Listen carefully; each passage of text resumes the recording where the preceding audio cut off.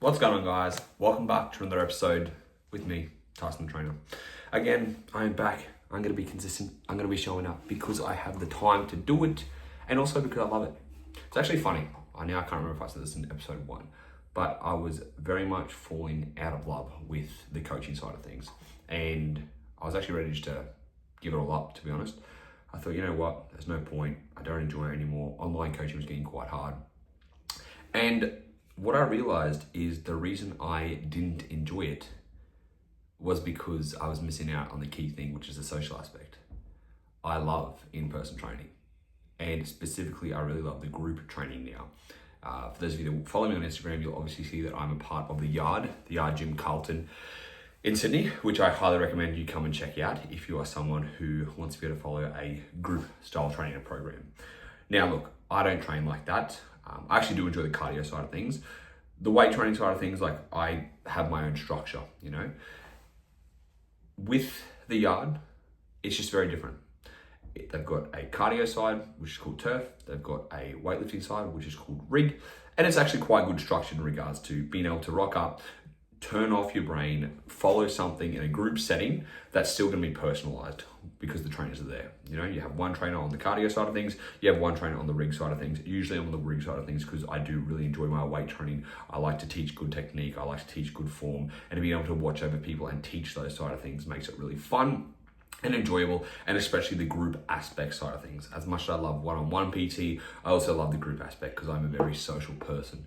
And the Yard has just, like, since I started there, it has just been fantastic. I've loved the people that I get to talk to every day, and so many different type of people, which I absolutely just enjoy a lot. So that has brought my love back for training, the personal training side of things, the online coaching, and also just helping me realize, like, the basics just matter so much, you know, like having my sports nutrition degree, being really in depth in regards to the anatomy, how the body works, certain muscle groups, being able to target certain muscle groups a different way based on exercises. But it really just comes down to the basics side of things, and also realizing that as much information is out there in regards to nutrition, all these certain types of things, the basics still, like, people still have really, really basic questions. And I love it because that means I can just answer the basic stuff and help you guys out. Especially for those of you that are new listeners here, which you may have stumbled across my podcast somehow, we're going to be starting off with the fundamentals again, okay? Like, this is basically just my podcast 2.0 in a way. Now, in saying that, speaking about the basics, speaking about the fundamentals, I really want to focus on the fundamentals of health with you today. And in regards to that, how I want you to focus, what I want you to focus on, I should say, in 2025, right? Habits that will move you towards your goals, whether your goal is to be healthier, whether your goal is to lose weight, whether your goal is to tone up, whether your goal is to get bigger, whether you got anything in relation to fitness. These are things you should focus on a daily, weekly, monthly basis, okay? Now, anything I say in regards to a daily basis, we play in terms of months, weeks and months, okay? Averages matter most. Always think in averages. Never think of the day-to-day. One day you might overeat. Never think of that day being ruining your progress, or never think of the day determining your progress, okay? People don't gain weight over Christmas because of Christmas Day. That's not the way it goes. People gain weight because they switch off from, like, December 12th or possibly earlier all the way up until about January 14th or January 6th. It ain't one day. It ain't 2 days. It's like fucking 4 weeks, okay? We fall into that trap. And a lot of people fall into that trap. That's what happens with weight gain. It's not the Christmas Day. It's not the Christmas Day and Boxing Day. It's the multiple weeks, the averages of you overeating and the averages of you not moving as much that causes the weight gain. Averages matter most. And I want you to remember that. I want you to have that in your head for the rest of this year, okay? Because this is what's going to determine your progress, your consistency, your showing up, your average monthly consistency, okay? So we're saying this, when we think about our health parameters that I want you to kind of focus on, the most important thing, what I've definitely decided to be the most important thing out of training, nutrition, activity, all that things, is fucking sleep, okay? Sleep is crucial. Sleep is going to help you with your motivation. Sleep is going to help you with your recovery. Sleep is going to help you feel just good in general. Sleep is going to help you recover from your workout. Sleep is going to manage your cravings. Did I say that? Sleep's going to manage your cravings. Sleep's going to, cravings and appetite, I should say. And sleep is just like the catalyst of everything else. Like, we know this, but we kind of don't. What I mean by this is like, if you sleep like shit, you might not connect the dots, but you will be hungrier that day.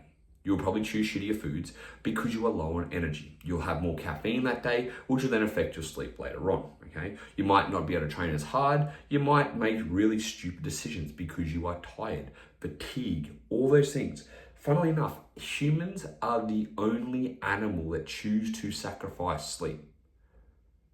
Isn't that insane? The only animal that will be like, nah, I'm not gonna sleep, or I'm gonna stay up later, you know? Sleep is in every single animal. Sleep is, you lay down between 7 to 9 hours and do nothing. But it's important, right? So I would say a habit you need to get into is to start aiming for 7 hours minimum a night of sleep. And that is sleep, okay? That's not get to bed. So let's say, for example, you got to wake up at 4 a.m., okay? My time, I got to wake up at 4 a.m. because I've got to be able to get to the gym by 4:40 to be able to train people by 5 a.m.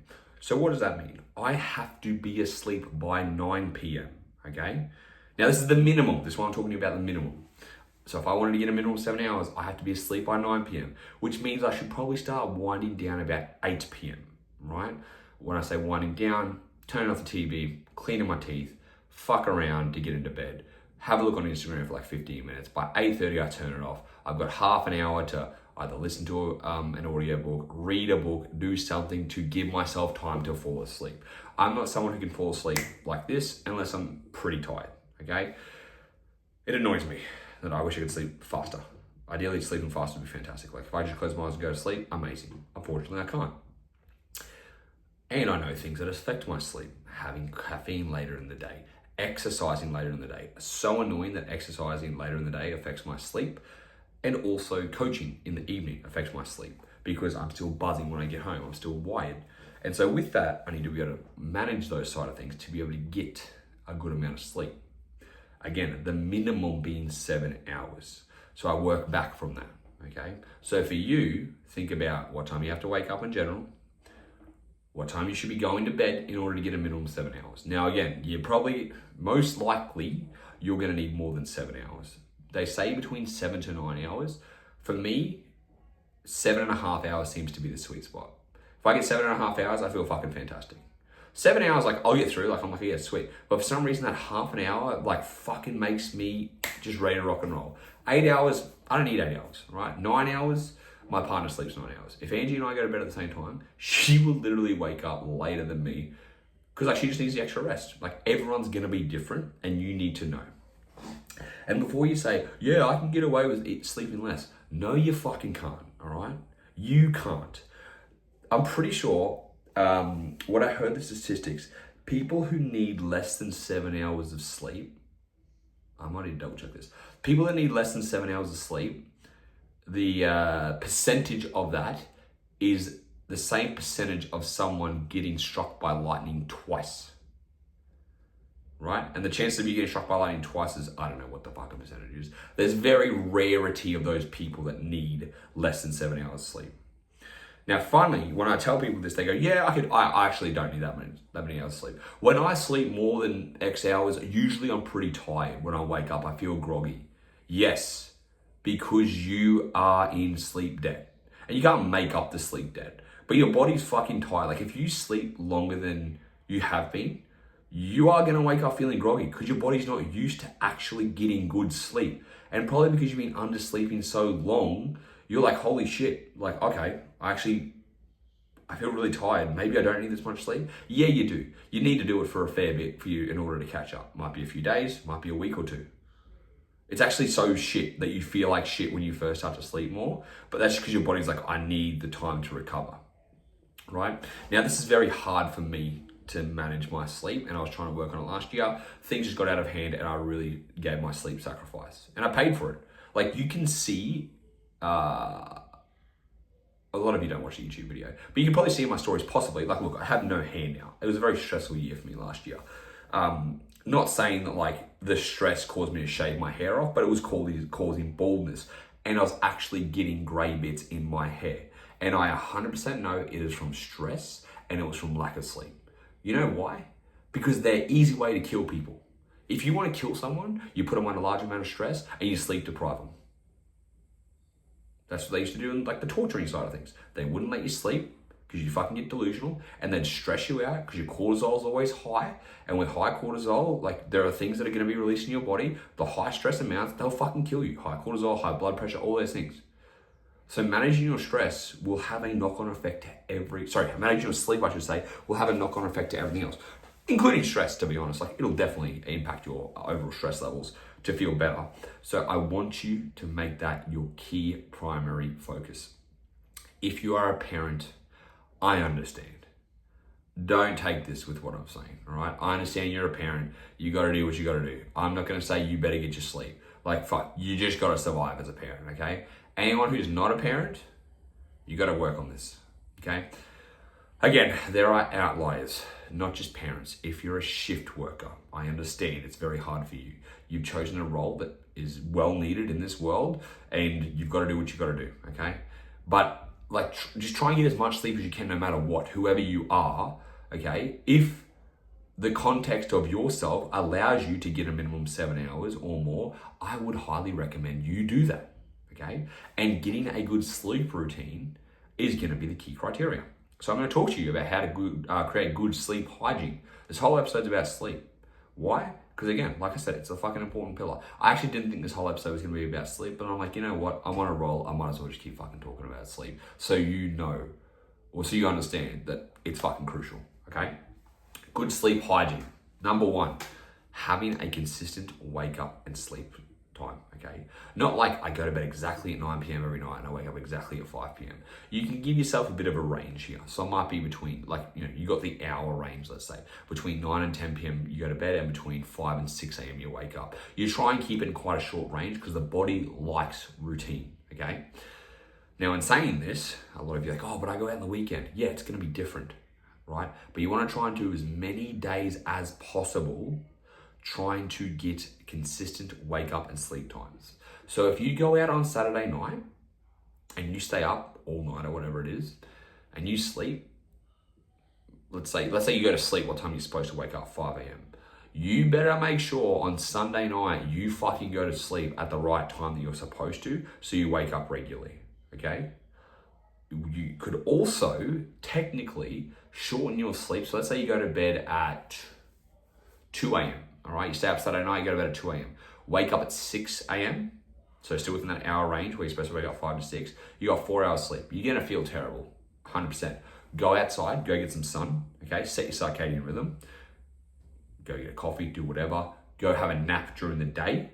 Then when it gets to the evening, go outside, get some nighttime sun. Then you should actually probably be able to sleep relatively around the same, you know? One night's not gonna fuck you. You're gonna feel tired as, you know, if you make yourself wake up by that 6 a.m. mark, if you're usually waking up between 5 and 6, but it's gonna keep you in routine, okay? Having a consistent wake up and sleep time is fucking so important. And this is the tough part, because some nights you're gonna have a shit sleep. You still wanna wake up the next day around that same time, because otherwise it'll shift your circadian rhythm, and then it's gonna start fucking you up. And then instead of it being one night that's throwing you off, it's gonna be like 3 or 4 or 5 nights to try and readjust where you are. And then the hardest thing for when you can't sleep and you've still got to wake up the next morning at the same time. I know it sucks, but it's like you're giving yourself that hour range, okay? So let's say for some reason you're supposed to be asleep at 9, it's 11:30 p.m, you still haven't slept. Just wake up by 6 a.m, okay? Like give yourself that little bit of extra hour, wake up at 6 a.m. Even if you got 5 hours sleep, and I'm telling you, you're supposed to get 7, what's gonna happen here is if you wake up at the regular time and you just fucking struggle through the day, you will fall asleep at your regular time and you'll go back into a good rhythm, okay? Now again, you're like, okay, well I've only got 5 hours sleep, so now I'm 2 hours that I need to catch up on. It doesn't work like that. However, if you get another good 7 or 8 hours, let's say you fall asleep at 8 p.m. instead of 9 p.m. that following day because you're tired. So you got that extra hour sleep. Yeah, sweet, that's good. You'll wake up, you won't feel 100%, but you'll feel a bit better. Then you go back to your regular sleep time the following night, again, 9 till 5, let's say, you get 8 hours. Is that right? Did I just fuck that up? Oh, sorry. Yes, that's what I'm talking about, right? So then you go back to your regular sleep, you'll wake up feeling good again. Like, you just have to suffer through that one day and still go to bed and wake up at the same time, and you will keep that consistency. That's what you need to focus on, all right? So what I'm trying to help you think about here with your sleep and wake up times being the same, the first important thing. Secondly is like, okay, even though that's the most important thing, sleep and wake up time, and we're trying to aim for 7 to 9 hours, if one night or 2 nights aren't the best, still try and keep that wake up time, okay? Now things, they're called zeitgebers, that keep your, that basically tell you it's daytime and keep you in your circadian rhythm, is sunlight, okay? And as regularity. So if you wake up, and again, you only had 5 hours sleep, go and get sunlight for like 5 to 10 minutes, just on your face, on your skin, all right? You have to put the windows down if you're driving the car. As much as I'm not a big fan of Andrew Huberman, there's one thing that he is an expert on, and it is like the eye and the retina and knowing all things about that, and he knows about circadian rhythm and sleep and stuff. So I would take what he says with that thing, don't fucking listen to him and a lot of the other stuff, with what he talks about in regards to circadian rhythm, things like that, importantly. So sun on the skin, sun in the eyes, not like directly looking on the sun, but so you can get some morning sun. And then if you regularly work out, still go and work out. I don't give a shit if you do one exercise because you're so tired. Keep the routine. The body wants routine, and it will put you in a good rhythm for the day, even if you're tired, okay? Again, coffee is another thing. So if you have coffee at the same time every day, that also is like Giba, same as eating regularly throughout the day. Try and keep as best routine as you can the following day, even if you are struggling, all right? Very important. So 7 to 9 hours of sleep, keeping a good wake up and bedtime, sleep and wake up time. Along with that, with a good sleep hygiene, make sure your room is cool, make sure your room is dark. So I have an eye mask. I actually got this new eye mask. Like I had like a silk one that kind of went over the full face, but now this one is like individually like cushions around each eye. And it just sits on my face better. I like love it way more. So make sure you have an eye mask, because like I go to bed again 8:30 because I've got to get up early and the sun's still out. So the eye mask does a massive favor. I have a fan in my room. I have the aircon on if it gets too hot because you want a cool room. And I put an alarm on, and about 45 minutes to an hour, about 45 minutes, 7:45, I'm going to be asleep by 8:30. Yeah, 45 minutes before I go to bed. It goes off at 7:45. I go and brush my teeth. I go and get upstairs. I'll check the last bit of Instagram. By about 8:05, I get off my phone, and then I will either read or listen to an audiobook, something that is going to help you escape reality, okay?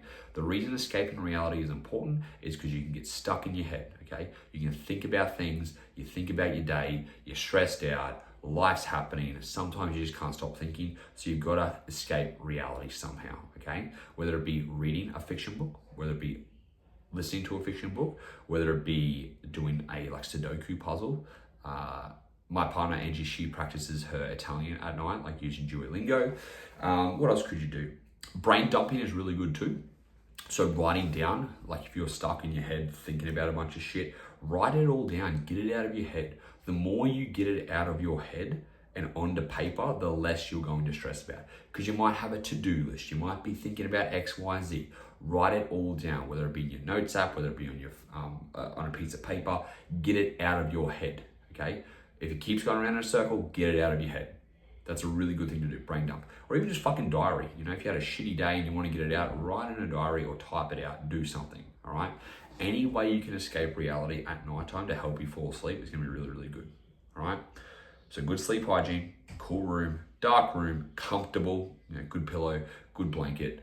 Make sure it's got good airflow through it. Having an alarm on your phone, ideally to set you to tell you fucking you start getting ready for bed. Because again, you don't get into bed when you're supposed to be, you're like, all right, I've got to sleep 7 hours. I'm going to go to bed at 10 p.m. so I wake up at 5 a.m. Doesn't work like that, okay? You've got to go to bed before that so you have time to fall asleep. Unless you just lay in bed in your head, it's a pillow, like I'm fucking jealous, but I doubt it, okay? So good hygiene, a good sleep hygiene is gonna be really crucial here. Then along with that, if you are someone who can't sleep, you can try something like, what's the word called? I can't think off the top of my head, but soldiers used to use it. I think they might still, I'm not too sure. But what you're trying to do is like, if you relax your body, your mind will switch off, okay? this is like hypnosis actually works if you allow yourself. How am I trying to think about this? Hypnosis actually works if you are going to allow it to work. If you lay down and you listen to someone's voice and they start talking to you and they tell you squeeze your muscles and then relax your muscles and then do this and then do this and then think about this and then think about this, and you're allowing this person to dictate your thoughts and actions, hypnosis will actually work on people, okay? There are people that are susceptible to it, there are people that are not. But the reason I'm saying this is because when you listen to just look at muscle relaxation for bed, okay? What they're gonna tell you to do is you will tense up muscles and release muscles. And when the body starts to release tension, the mind will turn off. It is the weirdest thing. Not every time, that's a lie. Majority of the time, if I do this, there are definitely times where it just doesn't work and it fucking pisses me off. But if I start a relaxation technique, and basically it's from your feet, so you squeeze your toes, and then you relax your toes, and you squeeze your calf muscles, and you relax your calf muscles, then you squeeze your quads, etc., etc. And it's you work your way up your body, and you listen to someone. You can listen to this on Spotify. You listen to someone just telling you about relaxing, your body starts to relax, and you will fall asleep. I actually start to laugh sometimes because it's I feel myself relaxing, and it's funny because I'm what the fuck, man? I'm so tense. Especially when it's there's one where it's just sink into the bed, allow yourself to relax into the bed.